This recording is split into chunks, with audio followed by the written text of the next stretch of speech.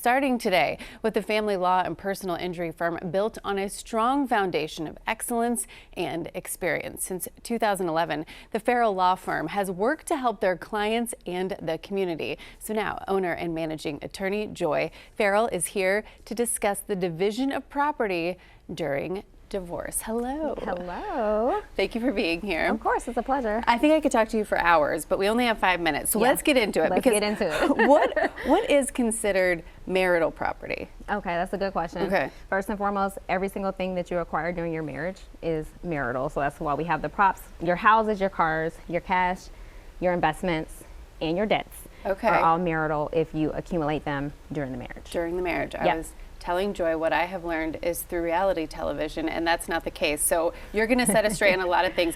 I love the props that you brought. Take us through what they mean, and if a person owns a house before they get married, does that mean they get the house in the divorce? That's a great question, and it's a common misperception that people have. So our first house here, this is that scenario. Let's say husband owned the house 2 or 3 years prior to getting married. He gets married. Wife moves in, they live here for 20 years prior to filing a divorce.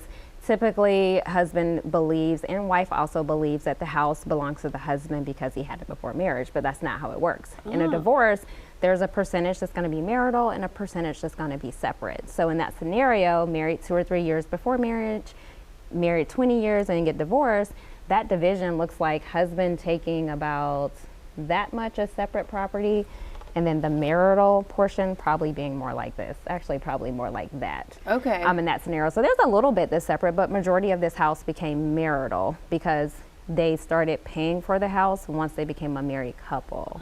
The more you know. Yeah. What if only one person's name is on the mortgage and the deed? Does that mean the other spouse is not entitled to any of the house? Also so common, and usually people have the wrong thought about that. So that takes us to couple number 2. This house was absolutely purchased during the marriage. However, only one spouse's name is on the house, and that can be for a number of reasons, either for credit reasons or financial reasons. They want to keep it open for other investment properties, but only one name is on this house, but they bought it while married.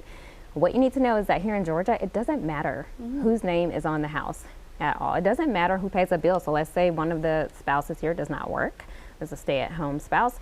The fact that they don't pay a bill, the fact that their name is not on the house, does not take away the fact that this house is 100% subject to division in a divorce. So in that scenario, you know, our house, whatever equity is worth, one stack, it's all marital, doesn't matter.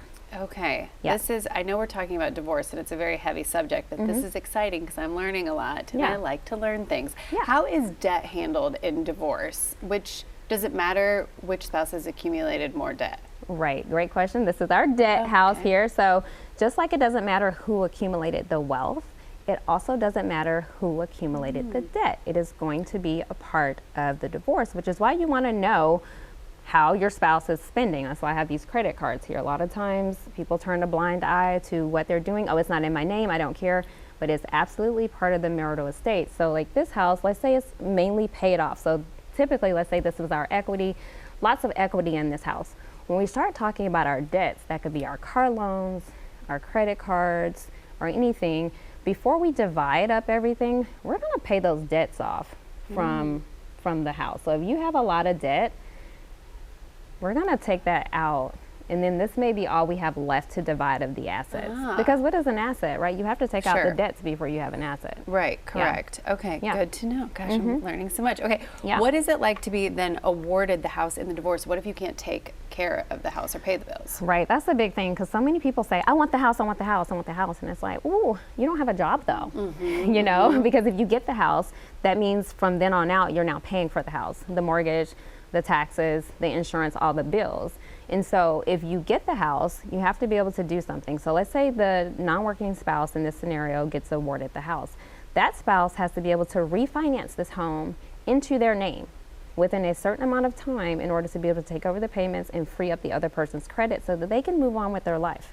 All right, if that person is unable to do a refinance for any reason, to refinance cash out, to pay the person all their equity, because just because you get the house doesn't mean they don't get their money now. Sure. No, they're going to still get their Move cash. that cash around. Move it around. You still got to give them the cash. Yes. All right. Okay. Thank you. But you get to stay in the house, and now you pay a higher mortgage because you refinance cashed out. Now, if you can't do that in any of these scenarios, you didn't qualify. Interest rates are too high because they are high. We have to sell the house.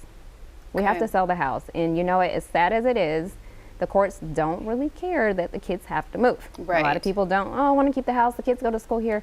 If you can't pay your spouse the money that you owe them out of that house, this house is going for sale.